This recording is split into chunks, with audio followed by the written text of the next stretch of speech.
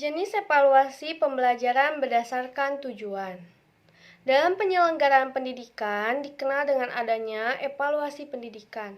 Secara sederhana, evaluasi dapat dipahami dengan upaya yang dilakukan untuk memperoleh informasi penempatan mengenai program yang dijalankan. Evaluasi dibagi menjadi dua, yaitu evaluasi mikro dan evaluasi makro. Evaluasi mikro cenderung menggunakan sampel dalam menelaah suatu program dan dampaknya. Contohnya, evaluasi program pembelajaran di kelas. Sedangkan evaluasi mikro dalam program pendidikan yaitu program yang direncanakan untuk memperbaiki bidang pendidikan. Evaluasi program dalam skala mikro pada umumnya dilaksanakan secara periodik dalam waktu yang relatif singkat selama berlangsungnya program pembelajaran di kelas. Juga dikenal dengan istilah evaluasi formatif, yang artinya evaluasi yang dilaksanakan untuk memperbaiki dan meningkatkan proses belajar dan mengajar. Oleh karena itu, dari sisi program disebut pula dengan istilah evaluasi proses pembelajaran. Contoh dasar untuk melakukan evaluasi formatif yaitu hasil penilaian formatif yang datanya dihimpun melalui pengukuran dan pengamatan oleh guru yang bersangkutan berdasarkan hasil penilaian selama berlangsungnya proses pembelajaran. Sebaliknya, evaluasi juga dilakukan pada skala makro atau luas yang dititik beratkan pada masalah efisiensi pelaksanaan, yaitu yang berkenaan dengan strategi dan pelaksanaan program. Berdasarkan tujuannya, evaluasi mikro dapat dibedakan menjadi tiga, yaitu evaluasi formatif, yaitu evaluasi yang dilaksanakan untuk memperbaiki dan meningkatkan proses belajar dan mengajar. Contohnya menempatkan langkah-langkah atau urutan kegiatan belajar selanjutnya agar supaya lebih efisien dan efektif. Yang kedua, evaluasi sumatif, yang bertujuan untuk menempatkan tingkat keberhasilan peserta didik. Nilai yang dicapai peserta didik ditetapkan lulus atau tidak. Contohnya, evaluasi sumatif bisa terdiri atas beberapa kegiatan pengukuran dan pengamatan atau penilaian.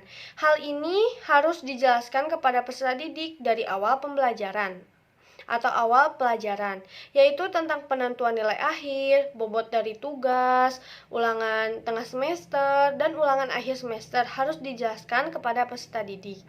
Yang ketiga, evaluasi penempatan, yaitu evaluasi yang digunakan untuk menempatkan siswa dalam program pendidikan tersebut yang sesuai dengan karakteristik siswa. Sedangkan evaluasi makro bertujuan dalam program pembelajaran diantaranya satu, untuk menentukan apakah suatu program mencapai tujuan. Yang kedua, untuk mengidentifikasi kekuatan dan kelemahan dalam proses pembelajaran. Yang ketiga, untuk menentukan apakah program tersebut sudah tepat atau belum. Dapat disimpulkan bahwa tujuan dari evaluasi pembelajaran atau evaluasi program adalah untuk memperoleh informasi mengenai program yang dijalankan, sehingga dapat diambil keputusan atau kebijakan untuk melanjutkan program, memperbaiki program, atau tidak melanjutkan program tersebut. D. Jenis evaluasi berdasarkan lingkup kegiatan pembelajaran. Jenis evaluasi berdasarkan lingkup pembelajaran dibagi menjadi 3 bagian. Yang pertama, evaluasi program pembelajaran. Evaluasi program pembelajaran adalah evaluasi yang mencakup terhadap tujuan pembelajaran, isi program pembelajaran, strategi pembelajaran, dan aspek-aspek program pembelajaran yang lain. 2. Evaluasi proses pembelajaran. Evaluasi proses pembelajaran adalah evaluasi yang mencakup kesesuaian antara proses pembelajaran dengan garis-garis besar program pembelajaran yang ditetapkan, kemampuan guru dalam melaksanakan proses pembelajaran, dan kemampuan siswa dalam mengikuti pembelajaran. 3. Evaluasi hasil pembelajaran. Evaluasi hasil pembelajaran adalah evaluasi hasil belajar mencakup tingkat penguasaan siswa terhadap tujuan pembelajaran yang ditetapkan, baik umum maupun khusus, ditinjau dalam aspek kognitif, afektif, dan psikomotorik. Jenis evaluasi berdasarkan objek dan subjek evaluasi. 1. Objek evaluasi. Objek atau sasaran evaluasi merupakan segala sesuatu yang menjadi pusat untuk dilakukan evaluasi, penilaian atau pengukuran karena keinginan untuk mendapatkan informasi dari yang akan disajikan evaluasi, penilaian, dan pengukuran. Ada 3 objek penilaian dalam evaluasi pembelajaran, yakni input, transformasi, dan output. Pertama, input. Input atau masukan adalah bahan mentah yang akan dimasukkan dalam transformasi pendidikan. Input evaluasi adalah siswa dan yang menjadi objek evaluasi pendidikan pada input siswa adalah prestasi untuk hasil belajar, sikap, motivasi, inteligensi, bakat, kecerdasan emosional, minat, dan kepribadian. Pertama, ada hasil belajar atau prestasi belajar. Hasil belajar adalah sejumlah kemampuan atau kognitif, efektif, dan psikomotor yang telah dikuasai siswa setelah selesainya suatu pelaksanaan program pembelajaran, sedangkan prestasi belajar adalah sejumlah kemampuan atau kognitif, efektif, dan psikomotor yang telah dikuasai siswa setelah melakukan program pembelajaran dalam kurun waktu tertentu. 2. Sikap diukur dengan menggunakan instrumen skala sikap seperti skala sikap yang dikembangkan oleh Likert, terus tone, semantik diferensial. 3. Motivasi diukur dengan menggunakan skala tertentu yang dikembangkan dari teori-teori motivasi. 4. Inteligensi diukur dengan menggunakan tes inteligensi seperti tes inteligensi multiple, tes Westchild. 5. Tes bakat diukur dengan menggunakan tes bakat seperti tes bakat seni, tes bakat mekanik, tes bakat olahraga, tes bakat numerik. 6. Kecerdasan emosional. Tes ini dapat diukur dengan menggunakan skala yang dikembangkan dari teori-teori kecerdasan emosional seperti ECI atau Emotional Competence Intelligence. Ketujuh, minat. Minat dapat diukur dengan menggunakan instrumen yang dikembangkan dari teori-teori minat.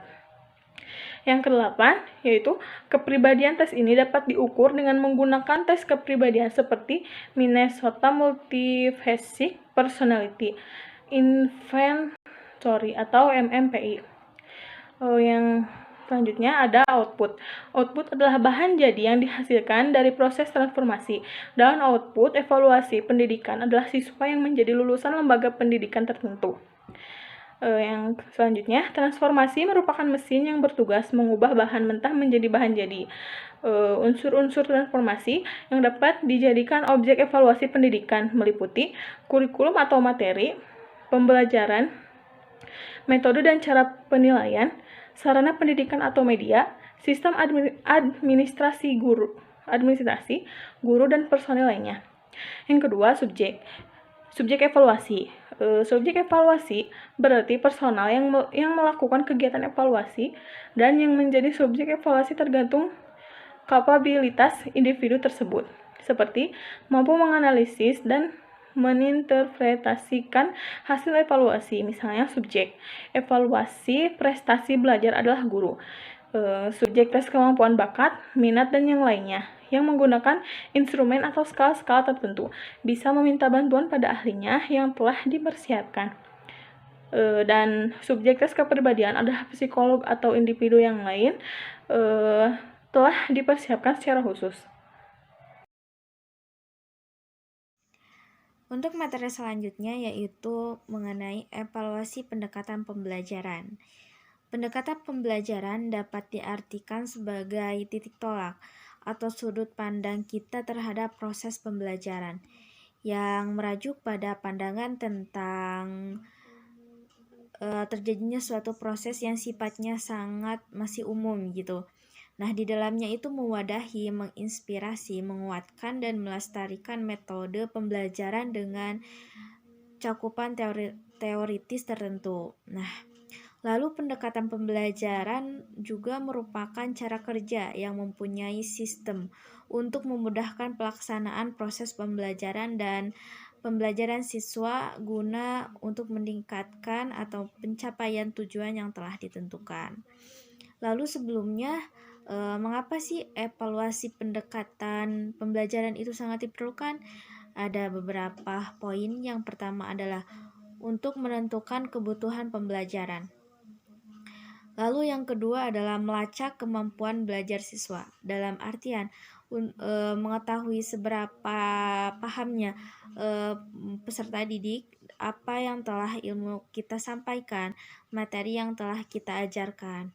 Lalu yang ketiga adalah membantu dan mendorong siswa untuk lebih giat dalam belajarnya. Lalu yang keempat adalah membantu dan mendorong juga guru untuk melaksanakan pembelajaran yang lebih baik.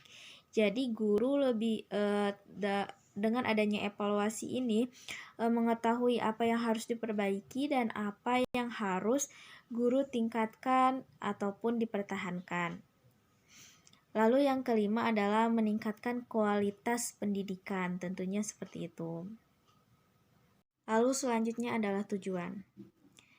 Tujuan sebagai pendekatan bagi suatu pengajaran adalah sebagai pedoman umum dan langsung bagi langkah-langkah metode pengajaran yang digunakan. Nah, sering dikatakan bahwa pendekatan melahirkan metode. Artinya, metode suatu bidang pembelajaran atau studi ditentukan oleh pendekatan yang digunakan. Lalu selanjutnya adalah mengenai komponen pendekatan pembelajaran. Ada dua, yang pertama adalah pendekatan tradisional. Pendekatan ini berorientasi pada praktek evaluasi yang telah berjalan selama di sekolah yang ditunjukkan kepada perkembangan aspek intelektual peserta didik. Aspek-aspek keterampilan dan pengembangan sikap kurang dapat diperhatian yang serius. Peserta didik hanya bisa dituntut untuk menguasai materi pembelajaran. Lalu yang kedua adalah pendekatan sistem. Sistem adalah totalitas dari berbagai komponen yang saling berhubungan dan ketergantungan. Nah, jika pendekatan sistem dikaitkan dengan evaluasi, maka pembahas lebih difokuskan kepada komponen evaluasinya yang meliputi yang pertama adalah komponen kebutuhan, yang kedua adalah komponen input, yang ketiga komponen proses, dan yang keempat adalah komponen produk.